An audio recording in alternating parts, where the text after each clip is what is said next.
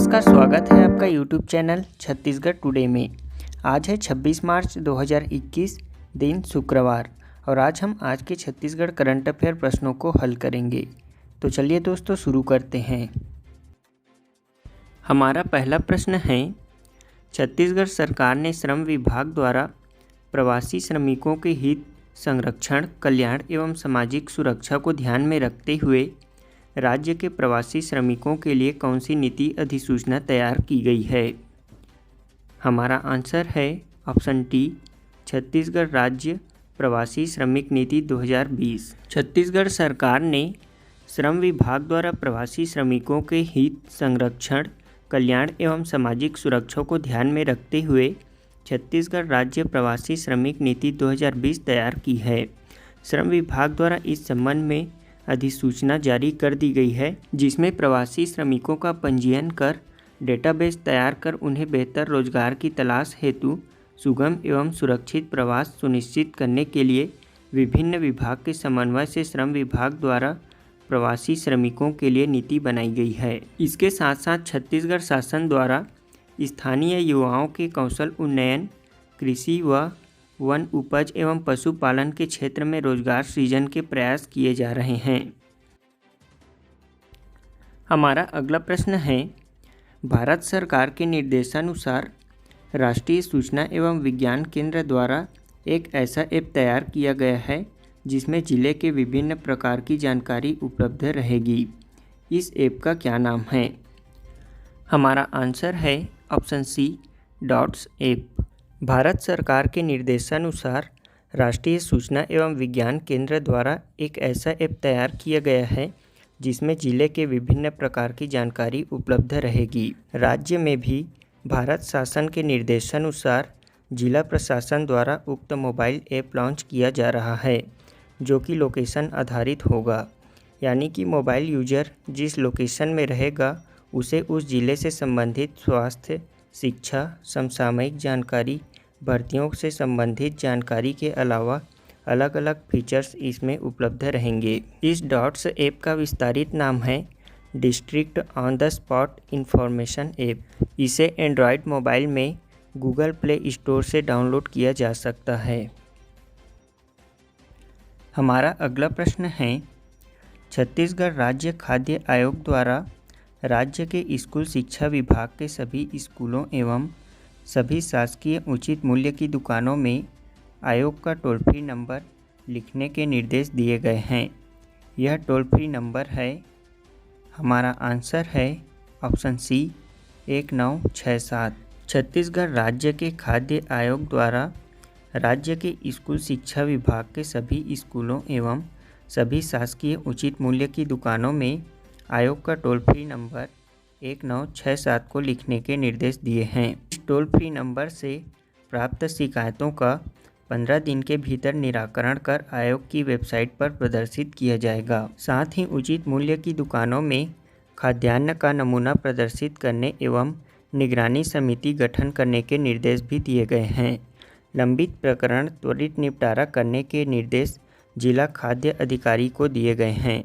वहीं राज्य के आवश्यक वस्तुओं की उपलब्धता, भंडारण, पूर्ति की निगरानी एवं मॉनिटरिंग तथा प्रवासी श्रमिकों, गरीब परिवारों, निराश्रित व्यक्तियों एवं ज़रूरतमंद परिवारों को भोजन, सूखा राशन की उपलब्धता सुनिश्चित करने के लिए खाद्य नागरिक आपूर्ति एवं उपभोक्ता संरक्षण विभाग द्वारा राज्य स्तरीय कंट्रोल रूम संचालित किया जा रहा है। हमारा अगला प्रश्न है, हाल ही में 22 मार्च विश्व जल दिवस के अवसर पर किन दो राज्यों के मध्य केन-बेतवा लिंक परियोजना को लागू करने के लिए हस्ताक्षर किए गए हैं? हमारा आंसर है ऑप्शन सी, मध्य प्रदेश और उत्तर प्रदेश। हाल ही में मध्य प्रदेश और उत्तर प्रदेश के मुख्यमंत्रियों द्वारा केन-बेतवा लिंक परियोजना को लागू करने के लिए समझौता ज्ञापन पर हस्ताक्षर किया गया है, जो कि नदियों को आपस में जोड़ने के लिए राष्ट्रीय परिप्रेक्ष्य योजना की पहली परियोजना है। इस महत्वाकांक्षी परियोजना को लागू करने के लिए दोनों राज्यों द्वारा 22 मार्च विश्व जल दिवस के अवसर पर केंद्र के साथ एक त्रिपक्षीय समझौते पर हस्ताक्षर किए गए हैं। केन-बेतवा लिंक परियोजना नदियों को आपस में जोड़ने की परियोजना है। इसका उद्देश्य उत्तर प्रदेश के सूखाग्रस्त बुंदेलखंड क्षेत्र में सिंचाई सुविधा उपलब्ध कराने हेतु मध्य प्रदेश की केन नदी के अधिशेष जल को बेतवा नदी में हस्तांतरित करना है। केन और बेतवा नदियों का उद्गम स्थल मध्य प्रदेश में है। ये यमुना की सहायक नदियां हैं। केन नदी उत्तर प्रदेश के बांदा जिले में यमुना नदी में मिलती है तथा बेतवा नदी उत्तर प्रदेश के हमीरपुर जिले में मिलती है। हमारा अगला प्रश्न है, अंतर्राष्ट्रीय बौद्धिक संपदा सूचकांक में भारत का कौन सा स्थान है? हमारा आंसर है ऑप्शन बी 40वां। अंतर्राष्ट्रीय बौद्धिक संपदा इंटरनेशनल इंटेलेक्चुअल प्रॉपर्टी का वार्षिक संस्करण 2021 के 90वें बौद्धिक संपदा सूचकांक में 53 वैश्विक अर्थव्यवस्थाओं में भारत 40वें स्थान पर है। यह सूचकांक US chamber of commerce global innovation policy centre द्वारा प्रतिवर्ष जारी किया जाता है। यह पेटेंट के आधार पर 53 वैश्विक अर्थव्यवस्थाओं के बौद्धिक संपदा अधिकारों, आईपी संपत्तियों के व्यवसायीकरण, कॉपीराइट नीतियों और अंतर्राष्ट्रीय व्यापारों के अनुसमर्थन का मूल्यांकन करता है। इसमें पहले स्थान पर यूएसए अमेरिका, दूसरे स्थान पर यूनाइटेड किंगडम यूके और तीसरे स्थान पर जर्मनी है।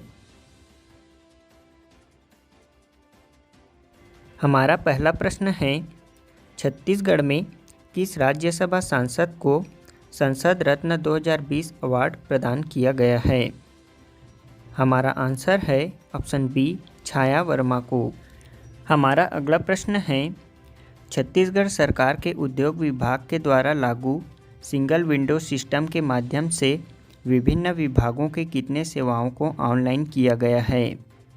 हमारा आंसर है ऑप्शन सी 43।